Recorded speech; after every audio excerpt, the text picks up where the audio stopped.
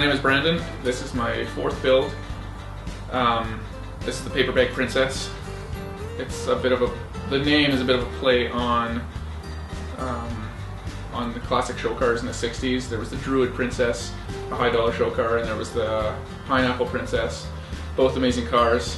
And so I did this as a bit of a play on those cars, as a bit of a jab at them, as the Pineapple, or as the Paper Bag Princess. And so the covering here is similar to a paper bag in that I built it out of fiberglass and burlap. The frame is a 1929 Model A sedan. So it started out as a complete sedan. A friend of mine from Lethbridge wanted a sedan body, and I happened to find one up here for him on a rolling frame in really decent shape.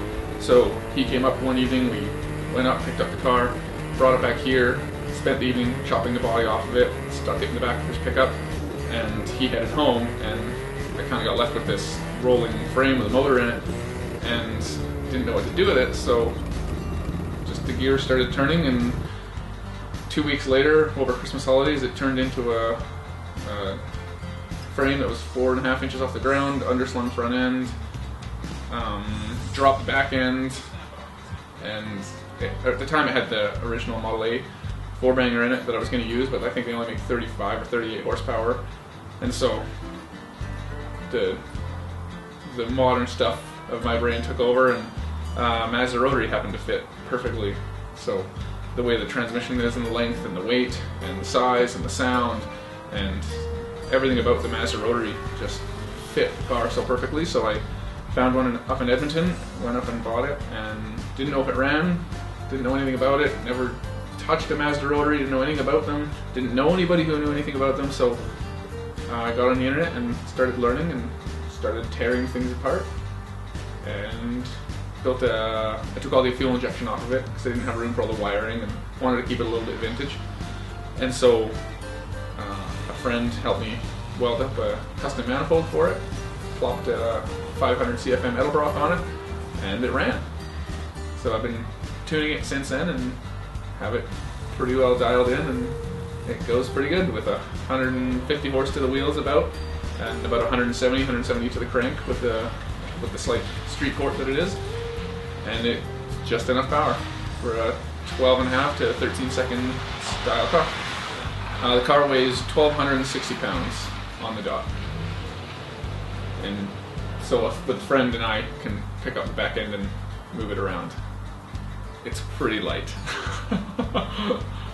Well, the tires, these tires are street bike tires, 21-inch street bike tires.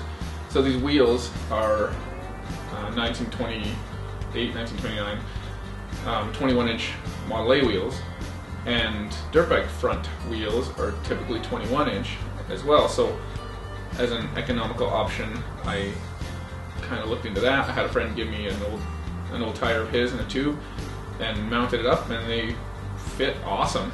I was really surprised, and so I got online, bought 4 of the cheapest tires I could find, and threw them on. And for the maiden voyage, it was amazing. They work perfectly. They wear fast, of course, but they're amazing. They handle great. Yeah. So the first time driving the car, first time starting the car, we drove around here in the neighborhood, and with no muffler, no nothing, wide open exhaust, and one of my friends checked it with a decibel meter, and it was 128 decibels at idle. And so after a couple times around the block, I ran out of fuel, and luckily we pushed it back and got it back just in time, because I heard that about 10 minutes later the cops were waiting to find out what the heck was going around making all that noise.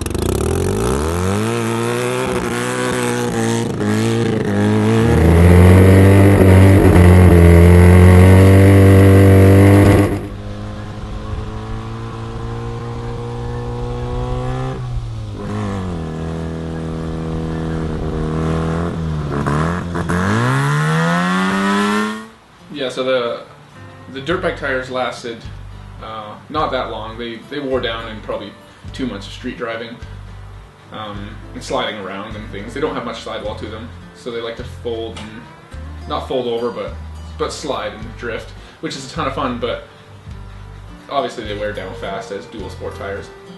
So I went to these street bike tires, which are a lot more grippy. They get warm, similar to a street slick. They get warm and they stick.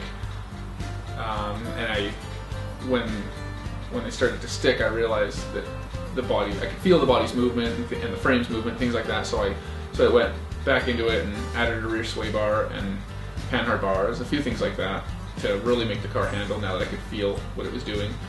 And on the street now, it's like a little race car. It's exactly what it's supposed to be.